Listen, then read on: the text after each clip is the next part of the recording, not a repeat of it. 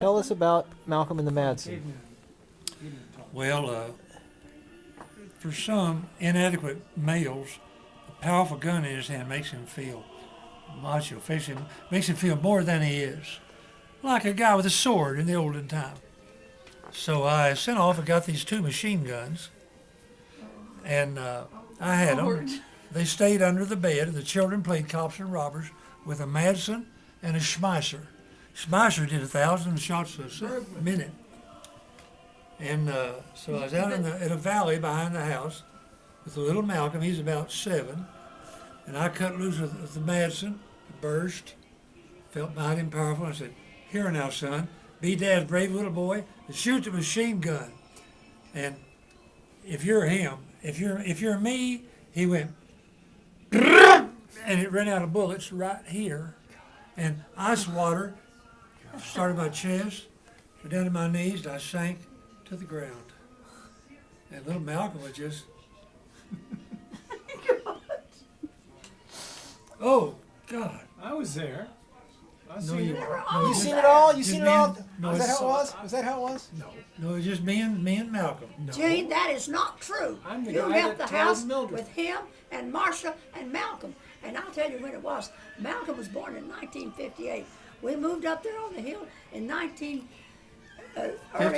59 July. And this was about 1960. He was just 3 or 4 years old. And the way he had these machine guns, he wanted to get them, but the FBI or I don't know, the government said no. So the only way he could get them was Fred was the mayor, and he got them through I the bought town, them for the from the town of Pennington of Gap. Pennington Gap. Pet town owned them, but I kept them. So, I'm what happened, Mark? Listen, I'm up at the house, and it was down there, you know, I down thought you there. wanted to on the interview bottom. me. All Well, it was down I by heard this. Earl Hayburn. Sure, it was down there. All the way back I in the heard this holler. noise. I thought, oh my God, it was awful, terrible. How did it sound? Oh, Carl, Oh God, it's when I first got them, Mildred didn't know anything what it was. I told her it was a short deer rifle.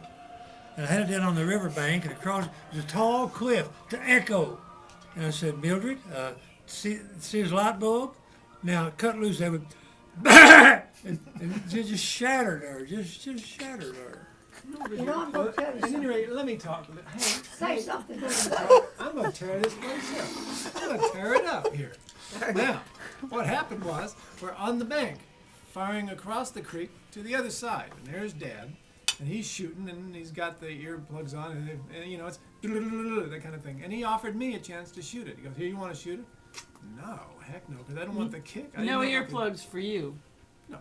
I remember one time he out there he was going to have me shoot a gun. Did let me shoot a gun, and I was afraid of the kick and the loudness. So he had Earl Hayburn put his fingers in my ear, and Earl's fingers were old and sort of, you know, what do you call it? Gnarly? Weathered and gnarly. So these gnarly fingers, sort of like the two fingers of a skeleton or something, you know, that was sort of wiggled in my ears just lightly, you know. No, not a good fit at all. It wasn't going to be blocking much noise, you know. Just the limpest old skeleton fingers you ever felt in your ears, you know. Anyway, so what happened was, so Dad goes, "Well, here, Malcolm, you want to shoot?" Oh yeah, Malcolm was always a jolly fellow, well met, would do Malcolm was anything. about 4. So Malcolm goes, and it gets start He to sort of almost waver. killed Eugene. Well, Oh, if I may, please, I was a direct witness. I was a prescient witness to this action. Now, so he went up like this, and where it stopped was right before Dad's thigh. Now, I don't know if it was an inch before the thigh, but it was certainly getting over there, and it did stop.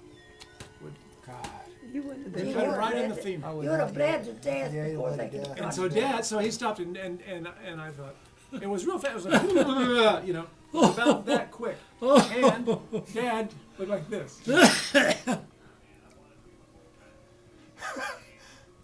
After that, Yeah, like did I go down on my knees? no, you didn't.